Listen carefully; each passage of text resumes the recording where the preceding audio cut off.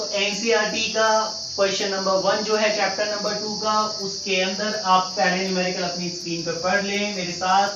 The volume of a cube of side 1 centimetre, side 1 centimetre दी जा रही है, ओके। और वॉल्यूम पूछा जा रहा है आपसे, और वो भी मीटर क्यूब के अंदर, कितने मीटर क्यूब इसका वॉल्यूम बन जाएगा। तो क्यूब है, क्यूब का वॉल्यूम क्या होता है सर, साइड का होल क्यूब। साइड कितनी है सर 1 सेंटीमीटर, 1 सेंटीमीटर का होल क्यूब करेगा तो sir 1 centimetre cube.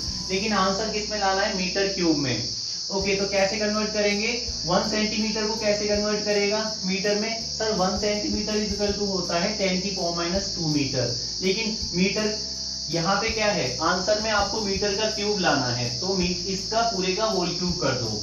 Whole cube कर दिया तो 10⁻² का होल क्यूब 10⁻6 और मीटर का होल क्यूब मीटर क्यूब, तो आंसर आ जाता है 10⁻6 metre cube. Second part question का पढ़ लें आप मेरे साथ। अभी क्या है आपको, the surface area of A solid cylinder of radius 2 centimetre. जो सॉलिड सिलेंडर है, एक शानदार सा सॉलिड सिलेंडर बना लेते हैं, और इस सॉलिड सिलेंडर की रेडियस 2 सेंटीमीटर दी जा रही है, और इसी सॉलिड सिलेंडर की जब हाइट के बारे में बात की जा रही है, एंड हाइट 10 सेंटीमीटर, हाइट जो है इसी सिलेंडर की 10 सेंटीमीटर है।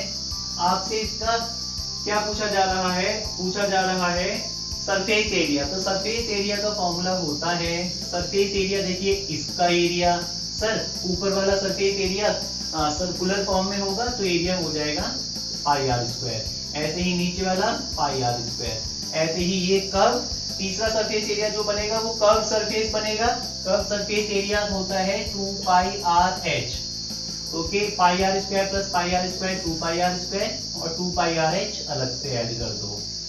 कुछ कॉमन है क्या सर, 2πr कॉमन है, तो 2πr कॉमन लेने के बाद यहाँ क्या बचा सर r, और यहाँ क्या बचा सर h, ओके। अब अगर आप क्वेश्चन गौर से देख रहे हैं तो आपको पता चल जाएगा कि आपसे जो सरफेस एरिया कैलकुलेट करने के लिए कहा गया है वो पूछा जा रहा है मिलीमीटर में। तो एक काम करो, दोनों को ही मिलीमीटर में कन्वर्ट करके लिख लो। 2 सेंटीमीटर वैल्यूज पुट करते हैं, 2 की जगह 2, पाई की जगह 3.14, रेडियस की जगह पे इसको कन्वर्ट कर दो। 2 सेंटीमीटर में 20 mm, ओके। यहाँ रेडियस और हाइट को जोड़ना है, रेडियस और हाइट जोड़ के कितना है 10 + 2 12 सेंटीमीटर, और सेंटीमीटर को किस में कन्वर्ट करना है mm में, तो 12 सेंटीमीटर को mm में कन्वर्ट करके आ गया 120। क्वेश्चन नंबर 1 के अंदर ही जो थर्ड पार्ट है क्वेश्चन नंबर 1 का, उसमें a vehicle moving with speed of 18 km/h, vehicle की स्पीड या वेलोसिटी दे रखी है 18 km/h, ओके।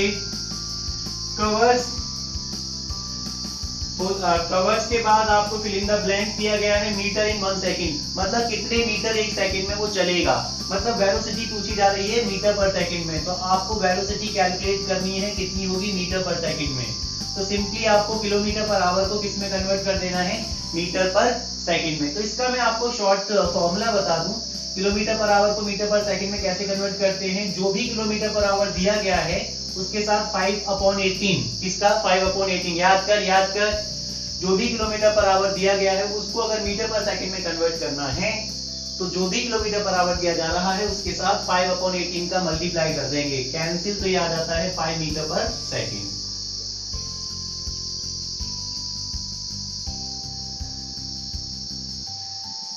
क्वेश्चन नंबर 1 का ही फोर्थ पार्ट हम स्टडी करेंगे, रीड करेंगे। The relative density of lead is 11.3। Relative density भाई दी जा रही है 11.3, किसकी, लीड की। ये जो मटेरियल है इसकी रिलेटिव डेंसिटी दी जा रही है, इट्स डेंसिटी, और इसकी डेंसिटी हमें ग्राम पर सेंटीमीटर क्यूब के अंदर फाइंड आउट करनी है, डेंसिटी फाइंड आउट करनी है। डेंसिटी का सिंबल ले रहा हूं D, कितनी होगी, 2 अलग अलग यूनिट्स में फाइंड आउट करनी है। पहले ग्राम पर सेंटीमीटर क्यूब में फाइंड आउट करते हैं। अच्छा, रिलेटिव डेंसिटी क्या होती है, रिलेटिव डेंसिटी होती है किसी भी दी गई ऑब्जेक्ट की रियल डेंसिटी, डेंसिटी अपॉन में डेंसिटी ऑफ वाटर, अपॉन में डेंसिटी ऑफ वाटर। ये रिलेटिव डेंसिटी का फॉर्मूला है, density of the object upon में डेंसिटी ऑफ वाटर। लेकिन क्या पूछा जा रहा है सर, पूछा जा रहा है डेंसिटी। तो डेंसिटी का फॉर्मूला क्या हो जाएगा, यहां से सर फॉर्मूला होगा relative density into density of water. Relative density into density of water, relative density into density of water. Okay, relative density कितनी दी जा रही है सर? 11.3 दी गई है। Okay, density of water sir कितनी होती है? याद नहीं आ रही तो याद कर 1 ग्राम पर सेंटीमीटर क्यूब, याद कर 1 ग्राम पर सेंटीमीटर क्यूब। ओके, तो ग्राम पर सेंटीमीटर क्यूब में लिया है तो फाइनल आंसर जो आ जाएगा 11.3 ग्राम पर सेंटीमीटर क्यूब आ जाएगा तेरा। लेकिन किलोग्राम पर मीटर क्यूब में कन्वर्ट करना है तो यहीं से, यहाँ से देख, रिलेटिव डेंसिटी 11.3 इसकी कोई यूनिट नहीं होती, और डेंसिटी ऑफ वाटर किलोग्राम पर मीटर क्यूब में, किलोग्राम पर मीटर क्यूब में डेंसिटी ऑफ वाटर होती है 10 की पावर 3, 1 into 10 की पावर 3 या सिंपली 10 की पावर 3। तो डेंसिटी आ जाती है 11.3 into 10 की पावर 3, लेकिन किसमें? केजी पर मीटर क्यूब में। जब तूने वाटर की डेंसिटी को ग्राम पर सेंटीमीटर क्यूब में रखा तो तेरा आंसर भी ग्राम पर सेंटीमीटर क्यूब में ही आया। जब तूने वाटर की डेंसिटी को केजी पर मीटर क्यूब में रखा तो तेरा आंसर भी केजी पर मीटर क्यूब में ही आ रहा है। तो चलिए अब न्यूमेरिकल नंबर 2.2 की तरफ चलते हैं। आप पढ़ेंगे ये और मैं पढ़ूंगा ये। ओके, तो न्यूमेरिकल नंबर 2.2 के भी कई सारे पार्ट्स हैं। ओके, जिसमें पहला जो पार्ट है इसमें पूछा जा रहा है 1 kg दिया है आपको, 1 kg metre square second minus 2। Okay, इसको कन्वर्ट करने के लिए बोल रहा है कितने gram centimetre square second minus 2। तो इस ऐसा यूनिट सिस्टम में जो भी फिजिकल क्वांटिटी है ऐसा यूनिट सिस्टम में दी गई है, इसको सीजीएस यूनिट सिस्टम के अंदर कन्वर्ट करने के लिए आपसे कहा गया है। सीजीएस यूनिट सिस्टम में इसको आपको कन्वर्ट करना है। ओके, तो चलते हैं 1 by 1 केजी को ग्राम में कन्वर्ट कर लो, सब होते हैं 1000 ग्राम। ओके, मीटर को कन्वर्ट करो सेंटीमीटर में, 1 मीटर में होते हैं सर 100 सेंटीमीटर, लेकिन स्क्वायर है, मीटर का स्क्वायर है तो यहाँ पे भी स्क्वायर लगा दो। 1 मीटर में 100 सेंटीमीटर, लेकिन मीटर का स्क्वायर है तो यहाँ 100 सेंटीमीटर का भी स्क्वायर कर दिया। सेकंड माइनस 2 इधर भी, तो कन्वर्ट करने की जरूरत नहीं है। 1000 का मतलब है 10 की पावर 3 ग्राम, और इसको कन्वर्ट करेंगे तो 10 की पावर 2 हो गया, 10 की पावर 2 का होल स्क्वायर 10 की पावर 4 होगा सेंटीमीटर स्क्वायर सेकंड माइनस 2। 4 और 3 कितना होता है सर? 10 की पावर 7 ग्राम सेंटीमीटर स्क्वायर सेकंड माइनस 2। तो ये ऐसा यूनिट सिस्टम में जो भी आपको क्वांटिटी दे रखी थी उसको सीजीएस यूनिट सिस्टम में हमने कन्वर्ट कर लिया है। और ये कौन सी, ये अगर क्वांटिटी आपसे रिकॉग्नाइज करने को कहा जाए तो कौन सी क्वांटिटी है? ये एनर्जी की यूनिट है, ये एनर्जी की यूनिट है। तो इसी क्वेश्चन के मतलब 2.2 के सेकंड पार्ट में हमसे क्या पूछा जा रहा है, आप रीड करें मेरे साथ।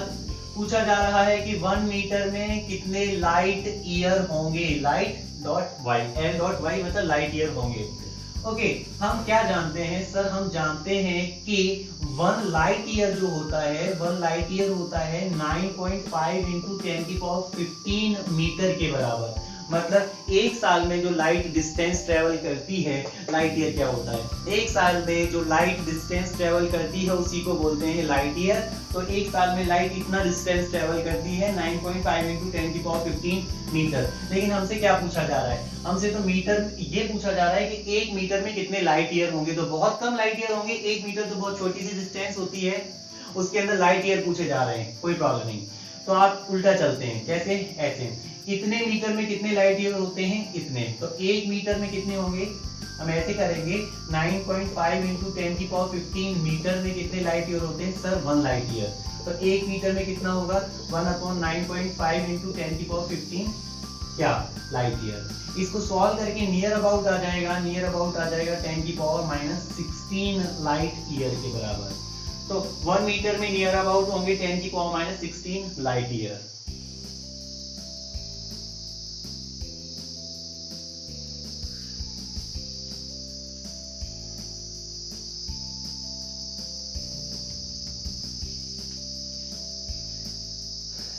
ओके, तो थर्ड वाले पार्ट में क्वेश्चन नंबर 2.2 के ही थर्ड वाले पार्ट में हमसे पूछा जा रहा है कि 3 मीटर सेकंड माइनस 2 के एक्सेलरेशन दिया है, 3 मीटर पर सेकंड स्क्वायर का एक्सेलरेशन दिया है, इसमें कितने किलोमीटर पर आवर स्क्वायर होंगे? किलोमीटर पर आवर स्क्वायर कितने होंगे? आवर स्क्वायर को ऊपर ही रहने दो, आवर -2 होंगे। 3 मीटर सेकंड -2 में कितने किलोमीटर आवर -2 होंगे, ये पूछा जा रहा है। ओके, तो मीटर को किलोमीटर में कन्वर्ट कर सकते हैं, बिल्कुल कर सकते हैं। मीटर में कितने होते हैं, 3 की जगह 3। मीटर में कितने किलोमीटर होते हैं सर, 10⁻³ किलोमीटर। ओके, मीटर में किलोमीटर कन्वर्ट कर लिए। ओके, सेकंड को आवर में कन्वर्ट करना है। एक सेकंड में कितने होते हैं सर, एक सेकंड में होते हैं 1/60 × 60 क्या, आवर। लेकिन क्या है यहाँ पे सेकंड की पावर -2, तो यहाँ पे -2 लगा दो। देखो मैंने क्या किया, सेकंड में कितने आवर होते हैं इतने, लेकिन सेकंड की पावर कितनी है -2, तो इसकी भी पावर कितनी कर देंगे -2। ओके, ये हो जाएगा 3 × 10⁻³ किलोमीटर को इधर ले आओ साइड में, बाजू में, फॉर्मचे में, और 1/60 × 60, और इसकी भी पावर -2 है, मतलब 60 × 60 भैया ऊपर जाएगा, तो 60 × 60, और ये क्या है आवर -2, तो आवर -2 यहाँ रहेगा। इसको सॉल्व कर, चलिए क्वेश्चन नंबर 2.2 के ही फोर्थ पार्ट पे चलते हैं। फोर्थ पार्ट में दिया जा रहा है आपको कैपिटल जी की वैल्यू 6.67 × 10⁻11 न्यूटन × मीटर स्क्वायर, और सेकंड kg-2 ये यूनिट दी जा रही है, और आपको इसको कन्वर्ट करना है कि इसमें कितने और सीजीएस यूनिट दी जा रही है, सेंटीमीटर क्यूब, सेकंड-2, ग्राम -1। आपको कन्वर्ट करना है इसको, ये क्या है एसआई यूनिट सिस्टम के अंदर वैल्यू दी जा रही है, और इसको किस में कन्वर्ट करना है, सीजीएस यूनिट सिस्टम में आपको इसको कन्वर्ट करना है। एसआई यूनिट सिस्टम के अंदर कैपिटल जी बोले तो यूनिवर्सल ग्रेविटेशनल कांस्टेंट की वैल्यू आपको बाइट जब दी जा रही है, और इसको कन्वर्ट करना है आपको किसमें, सीजीएस यूनिट सिस्टम के अंदर आपको इसको कन्वर्ट करना है। ओके, सबसे पहले न्यूटन को कन्वर्ट कर लो, ये हो जाएगा 6.67 × 10⁻11 की जगह यही रहेगा। एक न्यूटन में होते हैं सर 10⁵ क्या, डाइन। ओके, डाइन, ठीक है। मीटर, एक मीटर में होते हैं सर, सेंटीमीटर में कन्वर्ट करना होगा इधर, तो एक मीटर में होते हैं 10⁻² सेंटीमीटर। लेकिन क्या है, मीटर का स्क्वायर है, मीटर का स्क्वायर कर दिया। एक मीटर में होते हैं 10⁻² सेंटीमीटर, और एक मीटर का स्क्वायर करता है 10⁻² का भी, सेंटीमीटर का भी स्क्वायर कर दिया। और केजी को कन्वर्ट करना है ग्राम में। 1 किलोग्राम में कितने ग्राम होते हैं, 1 किलोग्राम में ग्राम होते हैं 10⁻³ ग्राम। ओके, 1 किलोग्राम की पावर -2 है, तो यहाँ भी पावर -2 लगा देंगे। ये जो भी आएगा सीजीएस यूनिट सिस्टम में कन्वर्ट हो चुका है। सॉल्व करते हैं, 6.67 × 10⁻11, यहाँ पे से 10⁻+5, यहाँ 10⁻+4, 10⁻+4, और यहाँ पे 10⁻⁻6, -6 + 4 + 5 -11, तो माइनस वालों को एक साथ जोड़ लो, -11 और -6 -17, और प्लस का 9, -17 और प्लस का 9 हो जाता है 6.67 × 10⁻-17, और प्लस का 9 हो जाएगा 10⁻⁸। क्या यूनिट कौन से यूनिट सिस्टम में कन्वर्ट हो चुका है, सीजीएस यूनिट सिस्टम में। यूनिट वही लिख देंगे जो आपको दी जा रही है, सेंटीमीटर क्यूब, सेकंड-2, ग्राम -1। आप सोचोगे सर यहाँ तो डाइन आने वाली थी, आपने तो न्यूटन को डाइन में कन्वर्ट किया है। हाँ, एक न्यूटन में 10⁵ डाइन होते हैं, याद रखना होगा। 1 न्यूटन = 10⁵ डाइन, और डाइन क्या है, सीजीएस यूनिट सिस्टम के अंदर फोर्स की यूनिट, और आपको पूरी यूनिट सिस्टम को सीजीएस यूनिट सिस्टम में ही कन्वर्ट करना था, तो आप इस तरीके से कर देंगे तो अभी कोई प्रॉब्लम नहीं है। आपके अकॉर्डिंग जो यूनिट आ रही थी, न्यूटन को डाइन में कन्वर्ट कर लिया था, मीटर को सेंटीमीटर में कन्वर्ट कर लिया था, ओके, केजी को ग्राम में कन्वर्ट कर लिया था। तो आपके अकॉर्डिंग यूनिट आनी चाहिए, यहाँ से डाइन आ गई, और यहाँ से सेंटीमीटर का स्क्वायर होगा, यहाँ से ग्राम की पावर -2 होगी। और लेकिन जब इसी को डाइन की जगह पे आप इसकी सीजीएस यूनिट सिस्टम के टर्म्स में वैल्यू पुट करेंगे तो सेम यही आ जाएगा, तो आपको उसके लिए टेंशन लेने की जरूरत नहीं है। आपको बस इतना ध्यान रखना है, ऐसा यूनिट सिस्टम को आपको सीजीएस यूनिट सिस्टम में कन्वर्ट करना था, कर चुके हैं। चलिए न्यूमेरिकल नंबर 2.3 की बात करेंगे। एक calorie is a unit of heat energy. एक कैलोरी जो है हीट एनर्जी की यूनिट है, and it equals to 4.2 joule. 1 calorie is equal to होते हैं 4.2 जूल। ओके, अच्छी बात है, ये हमें बता दिया गया है। और आगे बताया गया है कि 1 जूल को कन्वर्ट करना है अगर आपको ऐसा यूनिट सिस्टम के प्रॉपर टर्म्स में, तो 1 जूल इज इक्वल टू होता है केजी, ओके, मीटर स्क्वायर सेकंड-2। तो हम डायरेक्टली कह सकते हैं 1 कैलोरी इज इक्वल टू इतना, 4.2 केजी मीटर स्क्वायर सेकंड-2। ओके, ये कन्वर्जन हो गया, 1 कैलोरी में इतना 4.2 × kg मीटर स्क्वायर सेकंड-2 होता है।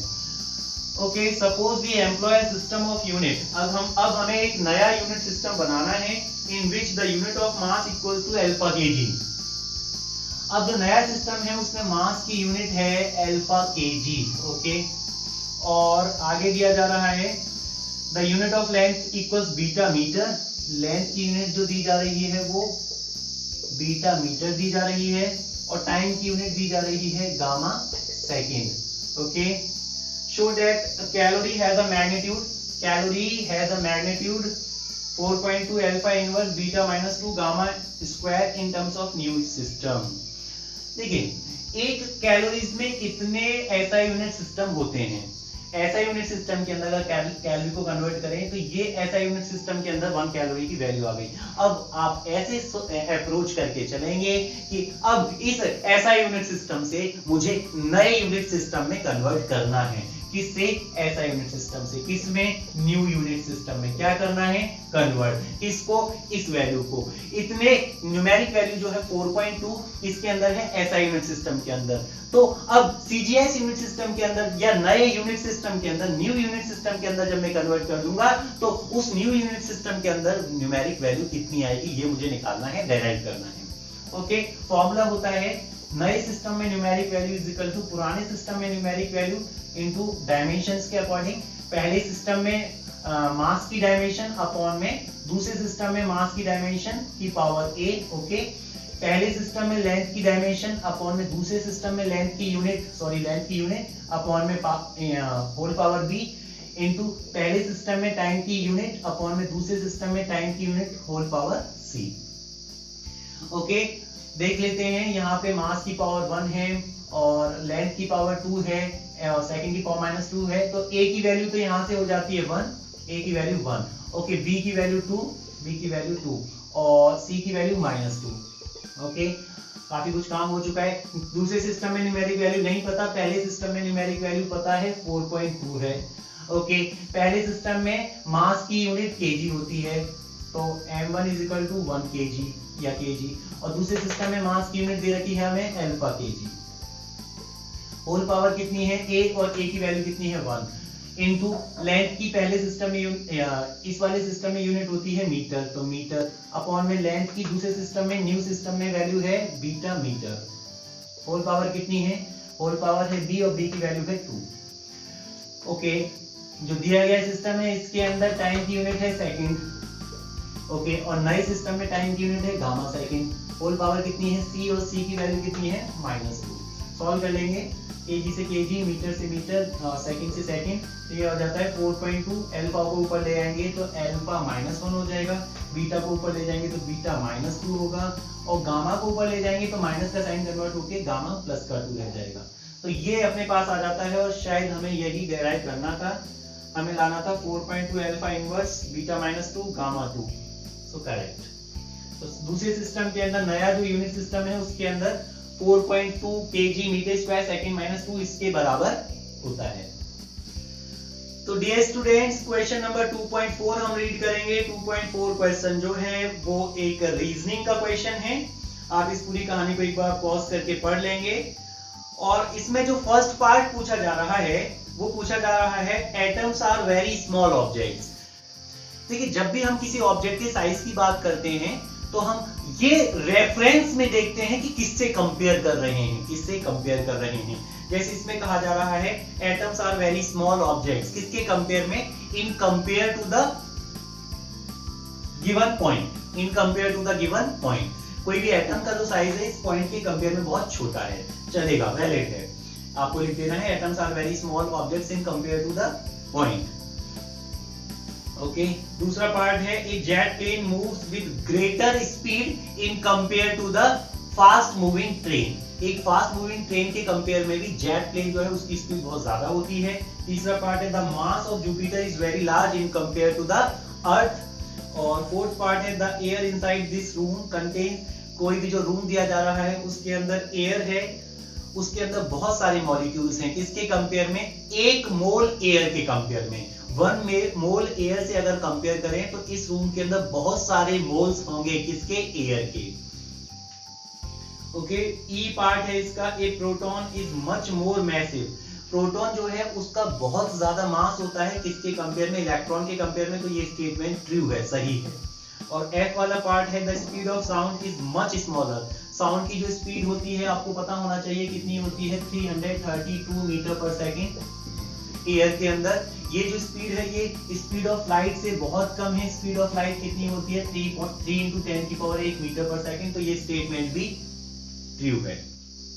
चलिए क्वेश्चन नंबर 2.5 हम रीड करेंगे। क्वेश्चन नंबर 2.5 है a new unit of length is chosen such that the speed of light in vacuum is unity.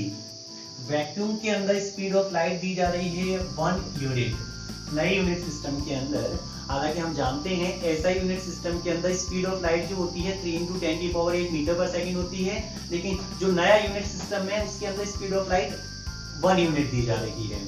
Okay, इसके बाद हमसे कहा जा रहा है what is the distance between the sun and the earth. Earth और sun के बीच की दूरी पूछी जा रही है। नए यूनिट सिस्टम के अंदर लेंथ पूछी जा रही है। Light takes 8 minute and 20 second to cover this distance.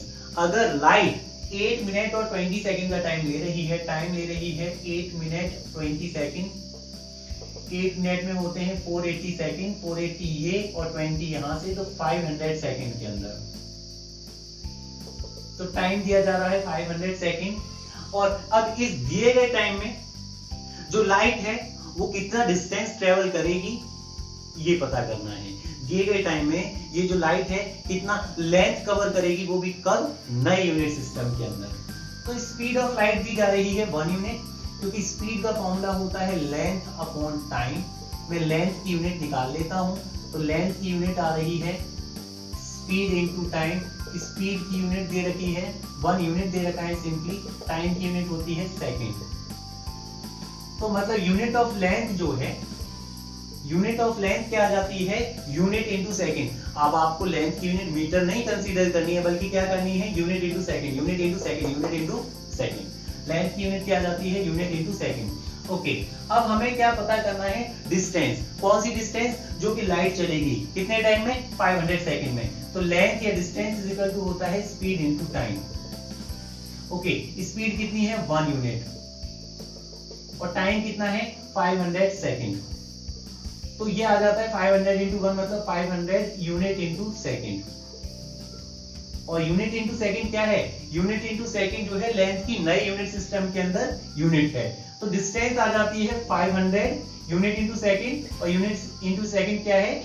New unit system के अंदर, न्यू यूनिट सिस्टम के अंदर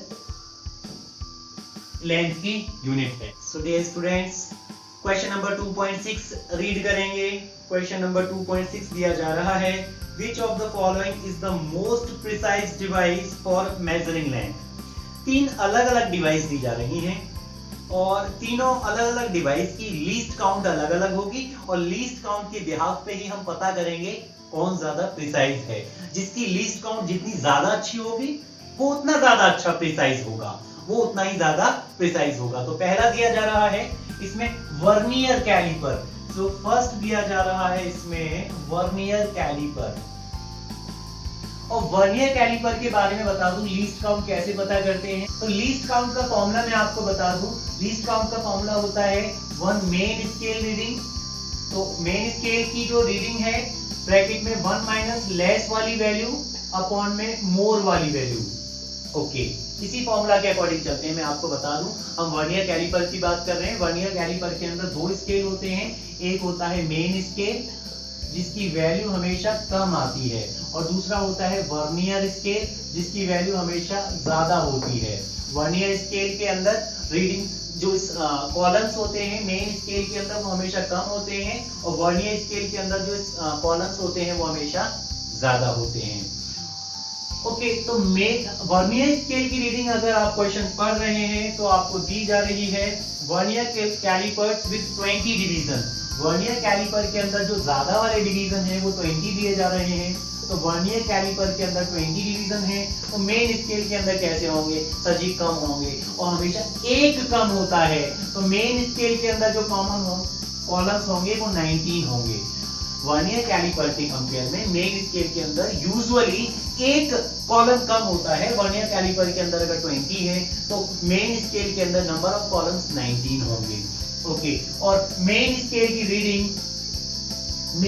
की जो रीडिंग है एक कॉलम की जो वैल्यू है, मेन स्केल की रीडिंग मतलब एक कॉलम की जो वैल्यू है वो यूजुअली होती है 1 mm 1 मिलीमीटर। कॉलम कितने हैं 90, एक कॉलम की वैल्यू कितनी होती है 1 mm, एक कॉलम की वैल्यू 1 mm याद कर। और राइट नाउ वर्नियर कैलिपर के अंदर कितने कॉलम दे रखे हैं 20, तो मेन स्केल के अंदर कितने होंगे सर कम होंगे, कम होंगे मतलब कितने होंगे 19 होंगे, 19 कॉलम्स होंगे और एक कॉलम की वैल्यू कितनी होती है मेन स्केल के ऊपर सर 1 mm। अब इसी फॉर्मूला से 1 मेन स्केल रीडिंग कितनी है, मेन स्केल के एक कॉलम की वैल्यू है सर 1 mm, ब्रैकेट में 1 माइनस कम वाली वैल्यू 19 अपॉन में ज्यादा वाली वैल्यू 20, इसे सॉल्व करके आ जाता है 1/20 क्या mm, सॉल्व कर लो 0.05 mm आ जाती है लीस्ट काउंट किसकी वर्नियर स्केल की।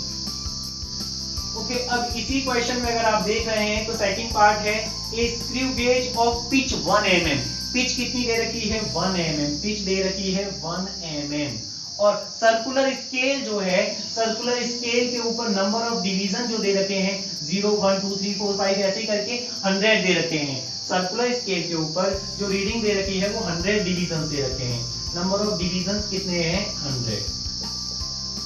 देखिए पिच क्या होता है, पिच का मतलब आप जिस सर्कुलर स्केल को घुमा रहे हो मेन स्केल के ऊपर जिस सर्कुलर स्केल को घुमा रहे हो तो एक राउंड कंप्लीट करने में वो कितना आगे घूम जाता है। जैसे पेच होता है, पेज को हम जब टाइट करेंगे तो एक राउंड कंप्लीट घूमने में वो कितना अंदर चला जाता है या बाहर आ जाता है, वही कहलाता है पिच।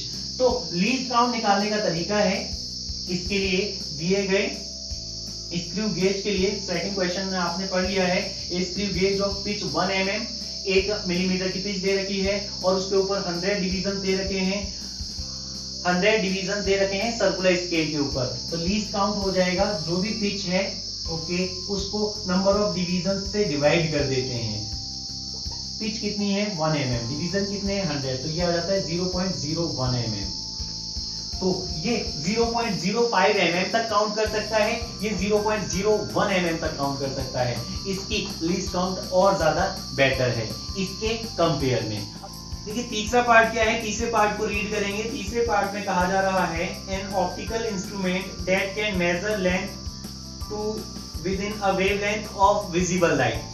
अभी क्या है जो तीसरा इंस्ट्रूमेंट है अपने पास वो लाइट जो होती है विजिबल लाइट जो होती है उसकी वेवलेंथ को रीड कर सकता है, वेवलेंथ को रीड कर सकता है मतलब एक वेव उसकी जो लेंथ है उसको रीड कर सकता है और एक वेव की जो लेंथ होती है विजिबल लाइट के अंदर एवरेज बिहाफ पे वो होती है 6000 एंगस्ट्रॉन। कितनी होती है 6000 एंगस्ट्रॉन। इसको वो रीड कर सकता है मतलब इसको वो देख सकता है, इतनी छोटी सी छोटी डिस्टेंस को भी वो ऑप्टिकल इंस्ट्रूमेंट देख सकता है, रीड कर सकता है। ओके अब लेकिन इसको कन्वर्ट करते हैं एमएम में। तो 6000 एंगस्ट्रॉन को एमएम में कन्वर्ट करने के लिए पहले इसको कन्वर्ट कर लेता हूं मीटर में 10⁻⁻10 मीटर और मीटर को एमएम में कन्वर्ट करेंगे तो 10⁻³ का मल्टीप्लाई कर देंगे। पहले एंगस्ट्रॉन को मीटर में कन्वर्ट करो, एक एंगस्ट्रॉन में होते हैं 10⁻10 मीटर। मीटर में आ गया, मीटर से मिलीमीटर में कैसे कन्वर्ट करेंगे 10⁻³ का मल्टीप्लाई करके। ये फाइनल आंसर आ जाता है 6000 into 10⁻7 मिलीमीटर। अब आप इसको सॉल्व करेंगे तो आपको पता चलेगा ये बहुत कम वैल्यू आएगी, लीस्ट काउंट जो आएगी इसकी बहुत कम वैल्यू आएगी, 6 into 10⁻4 mm आ रही है। तो लीस्ट काउंट जितनी कम है मतलब वो उतना ज्यादा प्रिसाइज है, लीस्ट काउंट जिसकी जितनी कम है वो उतना ज्यादा प्रिसाइज है। तो यहाँ पे जो ऑप्टिकल इंस्ट्रूमेंट है जो कि विजिबल लाइट को रीड कर सकता है, देख सकता है, उसकी वो सबसे ज्यादा प्रिसाइज होगा। क्वेश्चन नंबर 2.7 को रीड करेंगे स्टूडेंट्स। क्वेश्चन नंबर 2.7 है a student measures the thickness of human hair. एक ह्यूमन हेयर है, उसके पास बाल है और जब वो माइक्रोस्कोप से उसी बाल को देखता है, looking at it through a microscope of magnification 100 में, और जो माइक्रोस्कोप है उसका मैग्निफिकेशन 100 दिया जा रहा है, मैग्निफिकेशन दिया जा रहा है 100। Okay makes 20 observations and finds that the average width of the hair in the field of view। Microscope से देखने के बाद जो विड्थ आ रही है वो 3.5 mm आ रही है। तो ऑब्जर्व देखी गई वैल्यू कितनी आ रही है 3.5 mm और पूछा क्या जा रहा है what is the estimate on the thickness of hair. तो फिर उस बाल की एक्चुअल थिकनेस क्या होगी, हमें क्या मेजर करना है बाल की थिकनेस, लेकिन जब उसी बाल को माइक्रोस्कोप से देखा जा रहा है तो इतने का आ रहा है। तो ओरिजिनली रियलिटी के अंदर बाल जो था उसकी थिकनेस कितनी थी वो फाइंड आउट करना है। तो मैग्निफिकेशन का फॉर्मूला होता है ऑब्जर्व्ड वैल्यू अपॉन में ओरिजिनल वैल्यू। हमें तो ओरिजिनल वैल्यू फाइंड आउट करनी है, तो ओरिजिनल वैल्यू क्या हो जाएगी, ऑब्जर्व अपॉन में कैपिटल एम। ऑब्जर्व अपॉन में कैपिटल एम बोले तो मैग्निफिकेशन, ऑब्जर्व वैल्यू कितनी है 3.5 mm। मैग्निफिकेशन जो माइक्रोस्कोप है उससे देखने के बाद जो रीडिंग आ रही है 3.5 mm आ रही है और मैग्निफिकेशन कितना था 100, तो इसको सॉल्व करेंगे तो 0.035 क्या mm। तो ये है एक्चुअल थिकनेस है ये दिए गए हेयर की। तो dear students question number 2.8 read करेंगे। क्वेश्चन नंबर 2.8 के 3 पार्ट हैं, रीजनिंग का क्वेश्चन है। पहला पार्ट है you are given a thread and a metre scale. आपको एक धागा दिया जा रहा है, कितनी भी लेंथ का हो सकता है, और एक मीटर स्केल दिया जा रहा है, 1 मीटर लेंथ का या जितनी भी लेंथ उसकी हो वो स्केल दिया जा रहा है। इन दोनों की हेल्प से how will you estimate the diameter of the thread. जो धागा दिया गया है उसका डायमीटर आपको पता करना है कि वो कितना थिकनेस है, उसकी थिकनेस आपको पता करनी है। तो आप क्या करोगे, जो भी मीटर स्केल दिया गया है, ओके, मान लो इसकी लेंथ L है, कितनी है L है, कितनी है L है, कैसे पता करोगे, वो उस पे एनग्रूव्ड होगा, वो उस पे निशान लगे होंगे तो आप पता कर सकते हो यहाँ से यहाँ तक की इसकी लेंथ कितनी है। आपने धागे को इसके ऊपर रैप करना स्टार्ट किया, आपने धागे को रैप करना स्टार्ट किया और इस तरीके से रैप करना स्टार्ट किया, 1 राउंड 2 राउंड 3 राउंड 4 राउंड, ऐसे करके मान लो यहाँ से यहाँ तक n राउंड कंप्लीट हो गए, यहाँ से यहाँ तक स्केल पे n राउंड कंप्लीट हो गए। ओके, ये जो धागा एक बार आपने रैप किया था तो एक बार में उसकी थिकनेस मान लो d है, थिकनेस कितनी है d है, थिकनेस कितनी है धागे की स्मॉल d है। तो 2 बार रैप करेंगे तो टोटल कितना हो गया, टोटल हो गया सर 2d। 3 बार रैप करेंगे तो सर कितना हो गया, टोटल हो गया सर 3d। 4 बार रैप करेंगे तो टोटल लंबाई कितनी होगी सर 4d। 5 बार रैप करेंगे तो कितनी लंबाई हो गई स्केल के ऊपर 5d। एक बार रैप किया तो जो थिकनेस है उसके बराबर लंबाई को कवर करेगा, किसके ऊपर दिए गए स्केल के ऊपर। 2 बार रैप कर दिया तो टोटल कितनी लेंथ हो गई 2d। ऐसे ही n राउंड मान लो कंप्लीट हुए हैं, let the number of round, जो धागा दिया गया था उसके n राउंड्स कंप्लीट हुए हैं तो टोटल थिकनेस हो जाएगी nd, और nd किसके बराबर है, इस लेंथ के बराबर होगा। टोटल यहां से यहां तक की लेंथ कितनी हो गई इसके अकॉर्डिंग nd, और आप ऑलरेडी मेजर कर सकते हो दिए गए स्केल के ऊपर, यहां से यहां तक की लेंथ मान लो वो l आई है तो nd जो है l के बराबर होगा। तो थिकनेस जो होगी, थिकनेस d जो होगी वो l अपॉन n के बराबर। l क्या है, यहां से यहां तक की लेंथ जो आपको पता होगा, और कितने टर्न्स उस थ्रेड के दिए गए हैं ये भी आपको पता होगा। दोनों की वैल्यू को पुट करके यहां से आपको थिकनेस पता चल जाएगी किसकी, दिए गए थ्रेड की। ओके, सेकंड पार्ट इसमें पूछा जा रहा है a screw gauge has a pitch 1 millimetre. Pitch दी जा रही है 1 मिलीमीटर। पिच क्या होता है, एक राउंड कंप्लीट सर्कुलर स्केल का घुमाने में, एक राउंड पेज को घुमाने में जो वो आगे चला जाता है, जितना आगे वो बढ़ जाता है वो होता है पिच। पिच दी जा रही है 1 मिलीमीटर। और जो सर्कुलर स्केल है ये मान लो जो पेज के ऊपर है, पेज के ऊपर 200 कॉलम ऐसे करके 200 डिवीजन कर दिए गए हैं। ओके, तो अब आपसे पूछा जा रहा है do you think it is possible to increase the accuracy of the screw gauge arbitrarily by increasing the number of division. देखिए लीस्ट काउंट क्या होता है, सेकंड पार्ट है लीस्ट काउंट होता है सर पिच अपॉन में नंबर ऑफ डिवीजन। आप सोचेंगे जितने ज्यादा डिवीजन मैं करता जाऊंगा लीस्ट काउंट की वैल्यू उतनी ही कम होगी, और लीस्ट काउंट जितना कम होता है उतना ही अच्छा होता है। लीस्ट काउंट जितना कम होता है इसका मतलब है वो दिया गया स्केल बहुत बारीक से बारीक, छोटी से छोटी वैल्यू को मेजर कर सकता है। लीस्ट काउंट कम मतलब अच्छा स्केल। ओके, तो जितने ज्यादा डिवीजन बढ़ाओगे उतनी लीस्ट काउंट कम होती जाएगी। लीस्ट काउंट कम होने का मतलब है वो स्केल उतना अच्छा होगा। लेकिन डिवीजन्स आप एक रेंज से ज्यादा नहीं बढ़ा सकते। आप सोचोगे क्यों, क्योंकि हमारी आई की जो कैपेबिलिटी होती है वो एक लिमिट होती है उसकी, एक पर्टिकुलर लिमिट से ज्यादा अगर आपने इसके ऊपर बहुत ज्यादा कॉलम्स बना दिए तो वो हमारी आई से डिटेक्ट ही नहीं हो पाएंगे। हमारी आई को पता ही नहीं चल पाएगा कि कितने कॉलम्स यहाँ बने हुए हैं। तो फिर क्या है, डिविजन्स को आप एक पर्टिकुलर रेंज से ज्यादा नहीं बना सकते। इसलिए ये जो स्टेटमेंट दिया जा रहा है वो गलत है।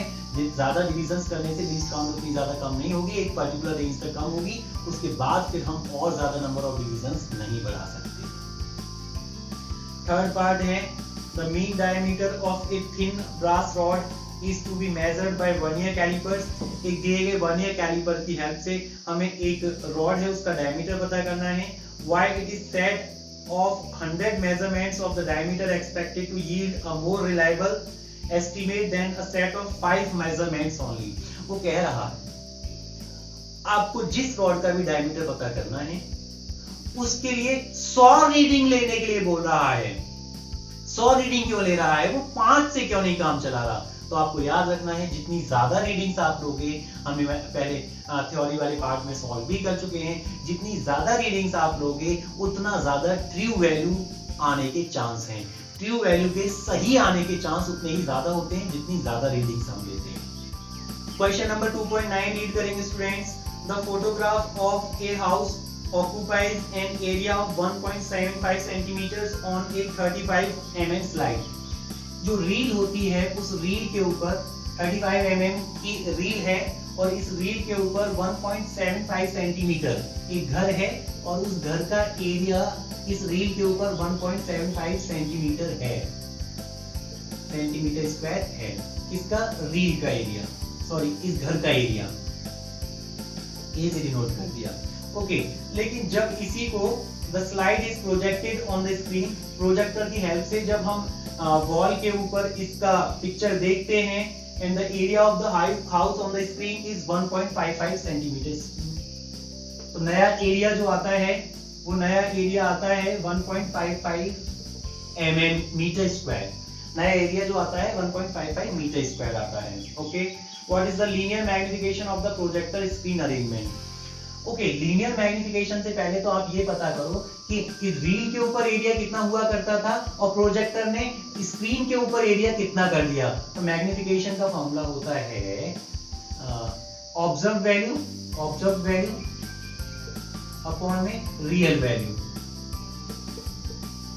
तो ऑब्जर्व वैल्यू एरिया की 1.55 मीटर स्क्वायर थी और रियल वैल्यू जो थी 1.75 क्या थी, सेंटीमीटर स्क्वायर। सेंटीमीटर स्क्वायर को मीटर स्क्वायर में कैसे कन्वर्ट करेंगे, इनटू 10⁻⁴ का मल्टीप्लाई करके कैंसिल, और इसको सॉल्व करके आ जाता है मैग्निफिकेशन की वैल्यू। इसको सॉल्व करने के बाद मैग्निफिकेशन की वैल्यू आ जाती है 8857। तो आप देख सकते हैं कि जो प्रोजेक्टर था उसने एरिया को इतना गुना बढ़ा दिया। ये मैग्निफिकेशन आ गया, लेकिन इसको बोलते हैं एरियल मैग्निफिकेशन। एरियल मैग्निफिकेशन मतलब एरिया का कितना मैग्निफिकेशन हुआ है। लेकिन अगर आप क्वेश्चन पढ़ रहे हैं तो आपको पता चल जाएगा कि लीनियर मैग्निफिकेशन पूछा गया है। तो लीनियर मैग्निफिकेशन का फॉर्मूला होता है, याद रखना होगा, linear magnification is equal to होता है under root areal magnification. Areal magnification का अंडररूट ले लेंगे, हमें लीनियर मैग्निफिकेशन मिल जाएगा। ओके, एरियल मैग्निफिकेशन है 8857 का अंडररूट लेंगे और ये वैल्यू आ जाती है नियर अबाउट 94.1। तो this is the linear magnification. तो ये जो प्रोजेक्टर था उसने इतना लीनियर मैग्निफिकेशन कर दिया है। क्वेश्चन नंबर 2.10 में state the number of significant figures in the following. Significant figures पूछे जा रहे हैं। पहला है 0.007, जो भी यूनिट दी गई हो मीटर स्क्वायर। तो डेसिमल के राइट हैंड साइड और लेफ्ट हैंड साइड वाले, डेसिमल के जस्ट राइट हैंड साइड और लेफ्ट हैंड साइड वाले जीरो जो है वो सिग्निफिकेंट नहीं होते। तो इसके अंदर केवल एक सिग्निफिकेंट फिगर होगा, इसके अंदर केवल एक सिग्निफिकेंट फिगर होगा। दूसरा क्वेश्चन चलते हैं। दिया है 2.64 × 10 की पावर 24 यूनिट केजी दी गई है। तो 1 2 3 10 की पावर जो होती है वो कैलकुलेट नहीं की जाती हैं। तो ये 3 डिजिट है 2, 6 और 4 जो कि सिग्निफिकेंट फिगर होंगे। तो इसके अंदर सिग्निफिकेंट फिगर 3 हो जाते हैं। तीसरा क्वेश्चन है, तीसरे क्वेश्चन में 0.2370 और यूनिट दी गई है शायद ग्राम सेंटीमीटर क्यूब -3।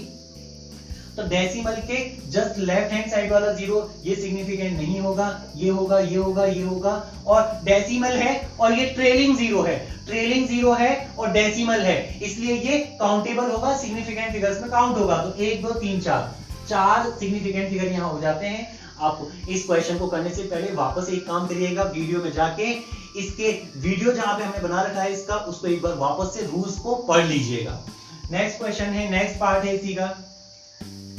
6.320 तो डिजिट तो सारे काउंटेबल होते हैं, तो 3 तो ये हो गया, और ये डेसिमल वाला पार्ट है, डेसिमल में भी ट्रेलिंग जीरो है तो ये काउंट होगा। डेसिमल वाले पार्ट में ट्रेलिंग जीरो है, काउंट होगा। नॉन डेसिमल वाले पार्ट में अगर ट्रेलिंग जीरो होता वो काउंट नहीं होता। ओके, अभी काउंट होगा तो 1 2 3 4, यहाँ पे 4 सिग्निफिकेंट फिगर हो जाते हैं। नेक्स्ट पार्ट है जिसमें दिया जा रहा है फिफ्थ वाले पार्ट में 6.032।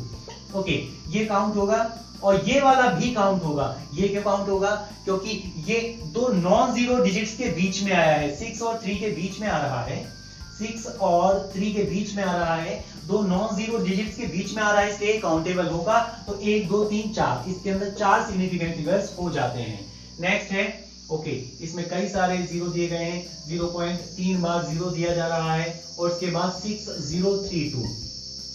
डेसिमल के लेफ्ट हैंड साइड वाला काउंट नहीं होगा, डेसिमल के right hand side, just right hand side वाले भी काउंट नहीं होंगे। डिजिट सारे सिग्निफिकेंट फिगर होते हैं, काउंट होते हैं 1 2 3, और ये दो नॉन जीरो क्वांटिटीज के बीच में इसलिए काउंट होगा। तो 1 2 3 4, इसका सिग्निफिकेंट फिगर हो जाता है 4। That's all. मिलेंगे नेक्स्ट क्लास में, तब तक के लिए जय हिंद।